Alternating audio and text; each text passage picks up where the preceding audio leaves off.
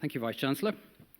On that note of building people-to-people relationships and building on the innovation agenda between Australia and Singapore, who better could we have to launch Innovate Singapore this evening other than the Deputy Head of Mission from Australia to Singapore, Mr. Adrian Lochrin.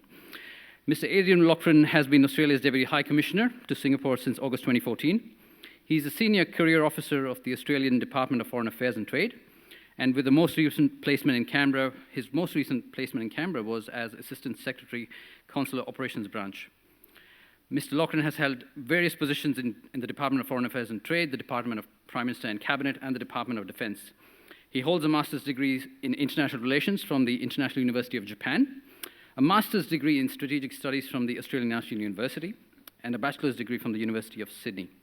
Ladies and gentlemen, please join me in welcoming Australia's Deputy Head of Mission, Mr. Lochrin, to launch Innovate Singapore.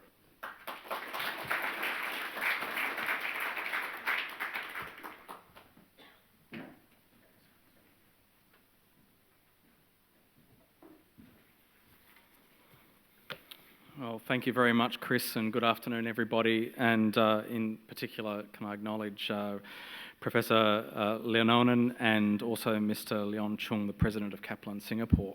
Well, it's a pleasure to join you this afternoon to launch Innovate Singapore. There's a lot about this competition that I find extremely relatable, and I want to talk about two elements of that this afternoon. The very challenge this competition poses is something many of us wrestle with.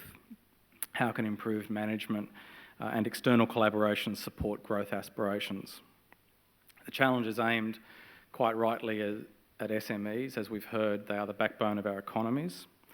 But it's a question that's not peculiar to SMEs. It's a question we in the Foreign Service have been asking ourselves on a daily basis now for some years. And I'm not going to try and answer that question this afternoon, but what I do want to talk about is how the Innovate Singapore challenge is relatable to me, recognisable from the perspective of the challenges underway in the Foreign Service, the Australian Foreign Service, and also the way in which innovation has moved to centre stage in the Australia-Singapore relationship under our Comprehensive Strategic Partnership, or CSP. But first of all, a little bit about the Foreign Service, and bear with me, I want to offer some context here which sets the scene for why we as an organisation are focusing very much on innovation and collaborations. The Foreign Service has probably undergone the most dramatic changes since 2013 in its history. The principal one has been to fully integrate within its ranks our aid agency. Other donor countries have done this. They've done the same thing, but few have done that to the extent that we have. We opted for a model of full, seamless integration. As a consequence, our organisation has become a significantly more diverse one. It's still a policy, advisory and advocacy house, and it is remains a consular and passports service deliverer. But we are now as well an aid program manager. It's significant because it's resulted in a more diversified workforce as we bring in colleagues with aid program expertise. It also means the Foreign Service now has to wrestle with problems it has not had to look at before around poverty alleviation and how to build trade and investment capacities in recipient countries. To, I suppose, put another word, we've just heard it's been quite a disruption, but a positive one. Another new focus for the service has been a concerted effort to ensure women are well represented in our leadership ranks. So as an organisation, we've done well for some time when it comes to entry-level recruitment in this area, but we've been less successful at ensuring women are well represented in senior leadership ranks. And left unaddressed, our organisation would deny itself access to talent and the diversity of perspectives needed at all levels of an organisation to ensure the best possible decisions. So with all these challenges, it's hardly surprising that the department has given considerable emphasis to innovation. Established ways in which policy agencies had been run, that is, siloed, top-down, are not sufficient for the challenges foreign services, or our foreign service, has now to deal with. These include policy conundrums, such as how do you incentivise and mobilise private sector capital to achieve our climate finance targets. Or they could be operational challenges, about service delivery in our overseas footprint at a time of increasing budgetary constraints. So in short, we faced similar problems to those of companies. How to raise productivity and be effective across all our functions amidst resourcing pressures. We needed to work more efficiently as an organisation. We needed a culture and systems intended to unlock the ideas that existed within our ranks, as well as be more open-minded in tapping external expertise. Collaborations, in other words. And we did several things, and I thought I'd talk today about 3 examples. First was to establish a business unit inside the department, which we call the Innovation Exchange, to encourage a climate of freer thinking with a greater acceptance of risk and drive the innovation agenda in the department. So a champion for change, in other words. Second thing we did was to launch an internal ideas challenge. Probably not entirely unlike the challenge we're launching today. Our inaugural ideas challenge in 2015 generated some 346 submissions. It's an extremely high participation rate, and a large proportion of these, 30% in fact, have been implemented or are being processed. And it was so successful we've now embarked on a second ideas challenge. The third thing we did was to rethink how we work with external collaborators to solve problems. The Pacific Humanitarian Challenge was a good example. Our humanitarian specialists wanted new ways to assist vulnerable Pacific communities prepare for and recover from disasters.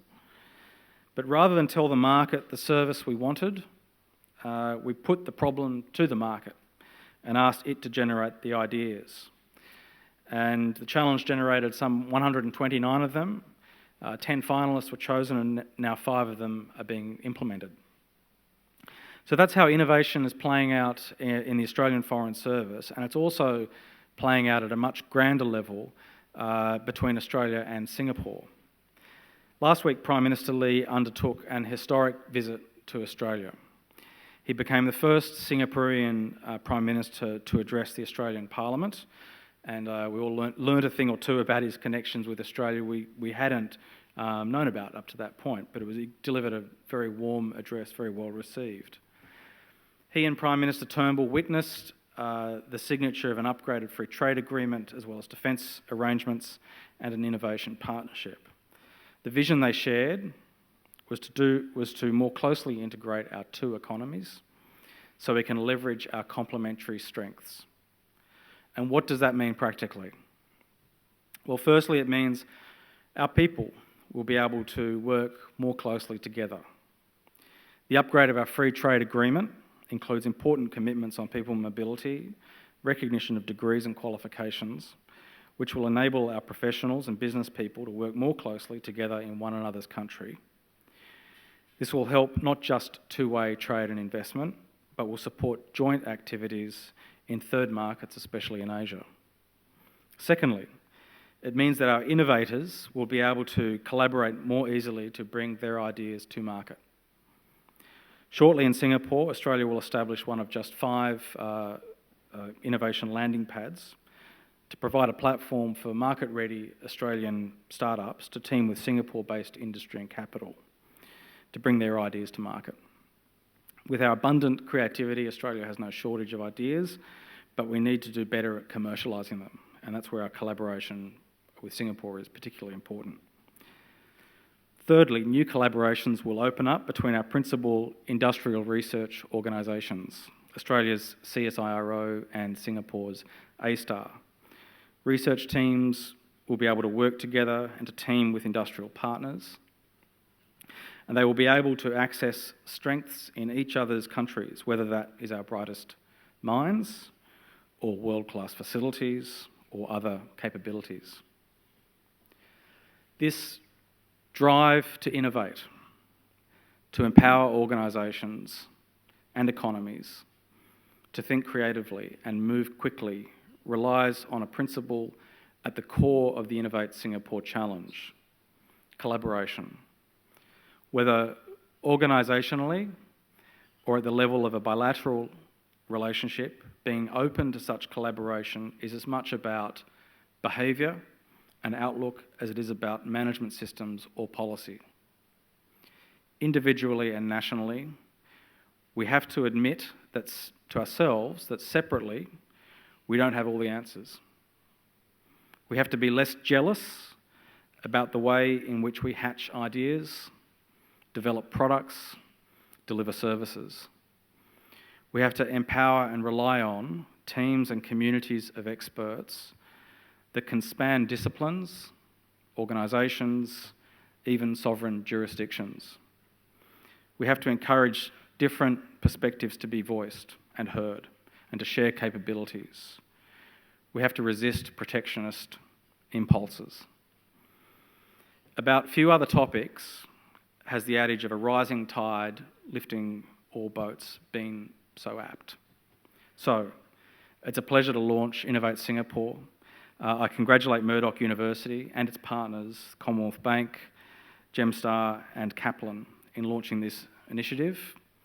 May 1,000 ideas bloom, and I look forward to seeing the results. Thank you very much.